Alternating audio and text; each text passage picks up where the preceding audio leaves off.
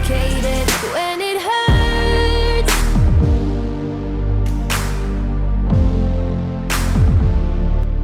Oke, halo semua, sampai lagi kita untuk di minggu ke-26 tepatnya di seri Titi Asen, yaitu di Belanda, tepatnya di seri ke-9.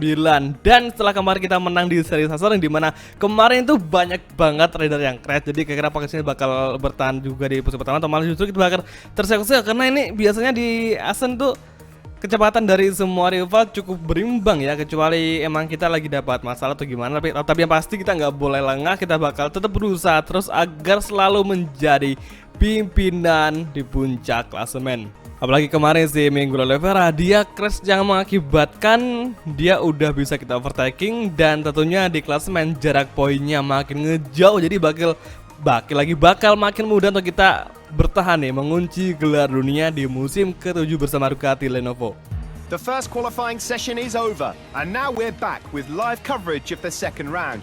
Dan ini demi apa coba? Ternyata di Sasering kemarin itu cuacanya merambah ke Asenju. Jadi makanya hari ini kita bakal hujan dan bener-bener deras banget. Astaga, ini kayaknya di Eropa hari ini, minggu-minggu ini emang lagi musim hujan kali ya. Ini bener-bener parah banget, semuanya kita nggak keras. Semoga aja nanti semua rivalnya masih bisa sanggup bertahan di kondisi cuaca yang basah. What's going on, motorcycle fans? We're here in Assen, bringing you live coverage of the MotoGP class Dutch Grand Prix. Luar biasa, hari ini ternyata Suzuki yaitu Joan Mir berhasil meraih pole dan bakalan start dari posisi paling depan memimpin kita semua. The Franco Morbidelli yang paling diwaspadai untuk musim kali ini, tepatnya di MotoGP Real Life, itu benar-benar lagi on fire banget, start dari posisi kedua. Luar biasa, dan kali ini Miguel Oliveira pesaing kita untuk musim ke-7 ternyata dia bakal start dari posisi 3 dan kita malah tercecer dan start dari posisi ke-11. Oke, Surasep, semoga hari ini kamu bisa meraih posisi yang bagus, karena kita nggak bakal bisa meraih hasilnya bagus kecuali kita nggak main dengan semangat ya. Oke, sesi warm up lap Marc Marquez start dari posisi keempat bersama Fabio Quartararo serta Alex Rins, dan kali ini Valentino Rossi bakalan start dari posisi ke-7. Nah, hari ini siapa yang bakal menjadi pemenang? Apakah Ducati, Yamaha, KTM, atau malah Suzuki dan Aprilia? Kalau Aprilia kayaknya enggak sih, kecuali kita nanti masuk untuk musim terakhir di MotoGP 20 karir. Oke, semangat. Oke semua, ini dia secara kelas MotoGP untuk Assen Grand Prix. And on the way, mengejar Jack Miller serta Maverick Vinales, kita overtake Miguel Oliveira dan Valentino Rossi menuju first corner. Nampaknya duo Yamaha itu Franco serta kali Jack Miller melampaui kita, dan Valentino Rossi lepas untuk posisi ke-7, dan Alex Rins menivas kita dari sisi terdalam. Kita masih bisa melampaui mereka dan dapat tujuh crash. Daniel Petrucci crash di belakang saya sekali. Miguel Oliveira kembali memfight kita di sini. Hati-hati, fokus ke fighting. Jack Miller masih di belakang. Hati-hati, kita overtaking KTM Factory dari sisi kiri, kita overtaking Rins, dan akhirnya Valentino Rossi berhasil kita kejar di akselerasi, dan kali ini kita overtaking luar biasa. Ducati Surasep berhasil mengejar lagi duo Yamaha yaitu Franco Morbidelli serta Fabio Quartararo. Kita overtaking di high speed corner, melampaui itu Yamaha masih belum bisa. Nampaknya Franco Morbidelli serta Fabio Quartararo cukup mendefense laju dari Surasep. Nah, kita malah cukup melewat hari ini. Benar-benar kayaknya Yamaha kali ini benar-benar fokus ngerapatin supaya kita dijepit dan nggak bisa lolos ke posisi ketiga besar. Tapi kita nggak boleh nyerah, pantang menyerah, mengejar Fabio Quartararo dari sisi kiri. Kita overtaking di tikungan ke-9 dan akhirnya kembali merasa perlahan dan masih belum bisa. Sektor ketiga kita masih stay di posisi ke-5 besar, dan kali ini Joan Mir serta Marc Marquez berhasil mengisi posisi pertama dan kedua di saat hujan yang sangat-sangat melanda dengan derasnya untuk MotoGP Assen Belanda seri ke-9. Oke, final sektor menuju high speed corner. Kita overtaking Fabio Quartararo dari luar ke kiri dan masuk ke kiri, masih belum bisa, boleh mengejar. Ini menuju final chicane di tikungan terakhir. Kita lampaui Fabio Quartararo dan akhirnya bagus sekali kembali berdua side by side. Sayang sekali, akselerasi, kita overtaking Fabio Quartararo dari sisi kiri, masih mengejar dari sisi kanan. Kita overtaking di lap kedua menuju first corner. Kita overtaking Yamaha dan akhirnya bagus sekali tembus ke posisi pas sekarang di first corner. Kita berhasil melampaui Yamaha, cukup melebar. Sayang sekali lagi-lagi ini itu akhirnya Fabio Quartararo kembali mengejar, dan ternyata Surasep gagal mempertahankan posisi keempat. dari serangan Fabio Quartararo. Dan kali ini Alex Rins masuk lagi. Saking apa yang sih Ducati kok malah ampas banget di lap kedua cuy. Wah parah sih ini. Overtake lampaui Alex Rins dan akhirnya cukup melebar. Q-Focus Q-Fighting diakselerasi dan akhirnya kembali berduel side by side dengan Suzuki Rider yaitu Alex Rins menuju high speed corner di depan, tepatnya di sektor kedua akhir. Dan mampukah Surasep mengejar Quartararo untuk posisi keempat di lap kedua tepatnya, dan sampaikah kita nanti untuk bisa dan sanggup mengimbangi respect dari Franco Morbidelli dan Rins masih di belakang berusaha untuk mengambil sekaligus mengakuisisi posisi kelima dari Surasep yang ada di Ducati Land Rover. Dan kali ini kayaknya yang pembalap Ducati yang bagus cuma Surasep doang, kayaknya nggak ada cuy. Jadi kita benar-benar harus bersyukur nih. Rins mau ngapain? Di kanan, dan akhirnya si Rins kembali melampaui kita, sayang sekali. Oke, tempat dua sama si Rins sebanyak di sektor keempat menuju high speed corner tikungan ke-13 overtaking dari dan akhirnya bagus sekali kembali lagi berduel dan kita berhasil mendefense serangan balik dari Alex Rins untuk posisi kelima. Dan di final chicane 2 tikungan terakhir, sanggupkah kita mendekati Fabio Quartararo untuk posisi keempat di nantinya lap ketiga dimulai. Joan Mir, Marc Marquez, Franco Morbidelli menjadi pengisi 3 besar terwaktu hingga sekarang tepatnya di lap ketiga awal sektor pertama.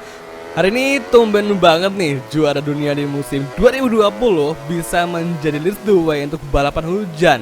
Tumben banget nih si Joan Mir bisa merangsak meskipun tadi dia mengawali start dari posisi pertama, tapi dia bisa loh mempertahankan posisi pertama dari Marc Marquez serta Franco Morbidelli, yang mana biasanya Marquez serta Franco Morbidelli itu nggak tinggal diam.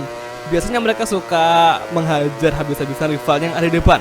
Kayak kita kemarin di GP Italia tepatnya Mugello, di mana si Marc Marquez itu berusaha terus untuk mengakuisisi posisi kedua dari Surasep. Posisi ketiga ya, soalnya kita kemarin nggak bisa masuk ke posisi 2 karena emang si Franco Morbidelli nggak bisa kita kejar di GP Mugello lalu. Nah kali tepatnya Fabio Quartararo masih nge-stay, dan kali ini posisi 1 sampai ke 5 nggak ada perubahan loh, masih yang sama aja.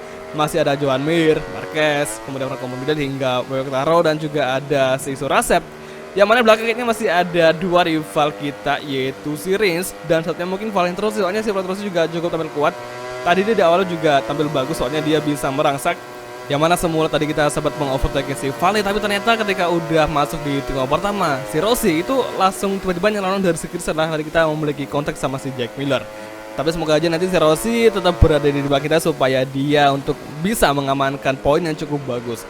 Ini dia tikungan terakhir menuju akselerasi tepatnya menuju lap keempat. Mampukah kita mendekati Fabio Quartararo untuk posisi kelas sebentar waktu hingga sekarang kita masih belum bisa mendekati Fabio Quartararo. Kali ini Valentino Rossi menjadi first lap, luar biasa. Akankah terjadi duel kita sama Rossi untuk perebutan posisi kelima di GP Belanda, atau malah justru kita bisa lebih cepat daripada Rossi? Hingga sekarang kita masih nge-stay aja di posisi kelima tanpa ada perubahan posisi dengan Fabio Quartararo. Franco Morbidelli masih nge-stuck di posisi ketiga, luar biasa. Akselerasi Q-Focus Q-Fighting menuju trek lurus dan saatnya fokus mengejar Yamaha di top speed. Kita overtaking di high speed corner tikungan di depan. Di tikungan itu juga overtaking Fabio Quartararo masih bisa. Nampaknya Fabio Quartararo masih bisa mendefense serangan dari Surasep di posisi keempatnya, dan kali ini lagi kita masih bisa mendekati Fabio Quartararo. Tapi sayangnya kali ini kita juga melebar, dan aduh ini ngapain, cuaca makin deras banget.